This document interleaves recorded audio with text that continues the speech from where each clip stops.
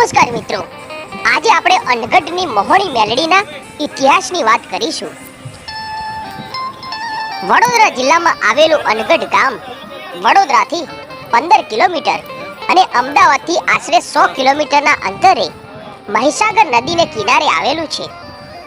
અનગઢના નયન રમ્ય અને કુદરતી સૌંદર્યથી ભરપૂર એવા મહીસાગર નદીને કિનારે આવેલા મહોણી માતાજીના મંદિરમાં કળિયુગની દેવીમાં મેલડી હાથિયા ખડક પર હાજર બેઠા છે અને ખડકવાળીના નામે પણ ઓળખાય છે.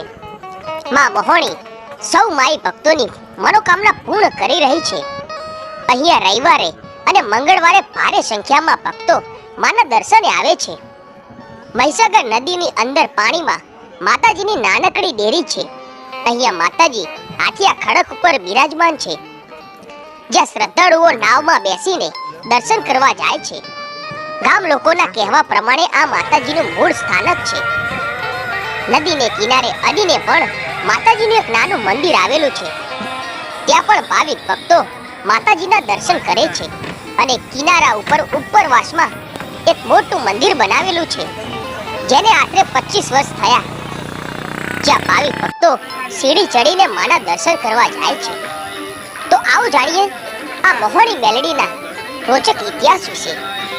લોકવાયકા અને ગામ લોકોના કહ્યા પ્રમાણે અનગઢ મહોણી માતાના ઇતિહાસની વાત કરીએ તો આજથી 400 થી 500 વર્ષ પહેલાની રજવાડાના સમયની આ વાત છે.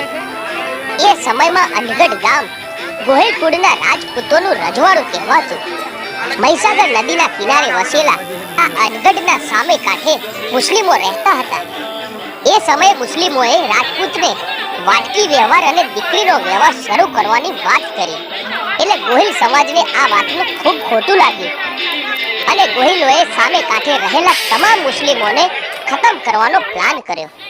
પછી સામે કાંઠે રહેતા મુસ્લિમ ભાઈઓને આમંત્રણ આપ્યું અને તેમને આ કાંઠે લાવવા માટે ગોહિલોએ એમના માણસોને નાવ લઈને મોકલ્યા.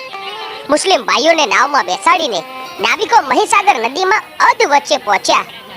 ત્યાં તો પ્લાન પ્રમાણે બધા નાવિકો પોતપોતાની નાવમાંથી પાણીમાં કૂદી પડ્યા અને ભાગી ગયા. અને પછી આ કાંઠેથી બીજા ગોહિલો નાવ લઈને ગયા અને બધાએ મુસ્લિમોને ઘેરી વળ્યા. બધાએ મુસ્લિમોને તલવારના ઘા ઝીકીને બધા જ મુસ્લિમોને ખતમ કરી દીધા. છેલ્લે એક નાવમાં મુસ્લિમની નાનકડી બાળકી હતી. એને પણ ગુસ્સે ભરેલા ગોહિલે ઘા ઝીક્યા. ત્યાં તો દીકરી ત્યાં જ ફૂલનો ઢગલો થઈ ગઈ. એક બીજી લોકવાયકા પ્રમાણે આ મુસ્લિમ બાળકીને મોતને ઘાટ ઉતાર્યા બાદ એનો મૃતદેહ તરતો આ હાથિયા ખડક પર આવ્યો અને ત્યાં જ સતી થઈ ગઈ. અને એ દિવસથી આજ સુધી અનગઢ અને આજુબાજુના ગામમાં મહોણી મેલડી કહેવાય. ત્યારબાદ આવો ચમત્કાર જોઈ બધા ગોહિલો માતાજીને કગરી પડ્યા અને કહેવાય છે કે હાથિયા ખડકમાંથી ગેબી અવાજ આવ્યો કે હે ગોહિલો, હું મહોણી મેલડી બોલું, હું અનગઢના ઘરે ઘરે પૂજાઈશ. પછી મિત્રો કહેવાય છે કે ગોહિલ રાજપૂતો ઘરે ઘરે મહોણી મેલડીને બેસાડી સવાર સાંજ ધૂપદીપ કરીને માની સેવા પૂજા કરવા લાગ્યા. મિત્રો દર વર્ષે અનગઢ ગામના માણસો મહોણી માતાના નિવેદ કરે છે અને માં મહોણી સૌની રક્ષા કરે છે. મિત્રો માં મેલડીને પરચા પૂરીને એમનો મહિમા વધારવો હશે એટલે માં મેલડી આવી લીલાઓ કરે છે, જેથી ભક્તોની માં ઉપર અતૂટ શ્રદ્ધા બંધાયેલી રહે. હાલમાં દૂર દૂરથી ભક્તો માતાજીના દર્શને આવે છે અને આનંદ અનુભવે છે.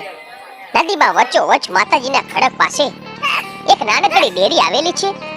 ત્યાં માતાજીનું ફૂલોથી નામ લખવામાં આવે છે. જે પણ ભાવિક ભક્તો 5 રવિવારની માનતા હોય છે એનું માતાજી અવશ્ય કામ પૂરું કરે છે. તો મિત્રો તમે પણ અનગઢ આવીને મહોણી માતાના દર્શનનો અમૂલ્ય લાવો લેવાનું ચૂકશો.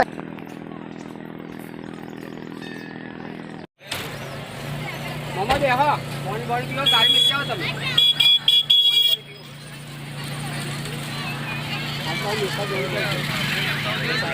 આ તો